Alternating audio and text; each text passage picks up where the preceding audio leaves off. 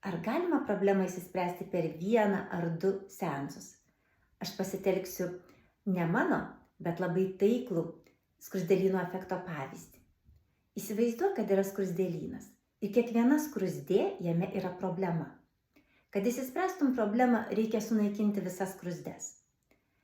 Dirbant pagal įprastas psichologinės schemas, tu sunaikini po vieną, kelias ar keliasdešimt skruzdžių.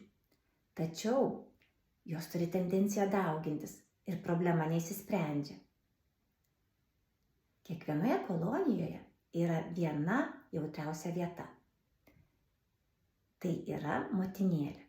Ir jeigu mes surandame motinėlę ir ją sunaikiname, visa kolonija žūsta. Problema išsisprendžia. Hipnoterapija yra apie esminės priežasties suradimą ir jos sprendimą. Aš, Milda Račiūnaitė, hipnopraktikė, kviečiu tave į nemokamą konsultaciją regresinėterapija.com.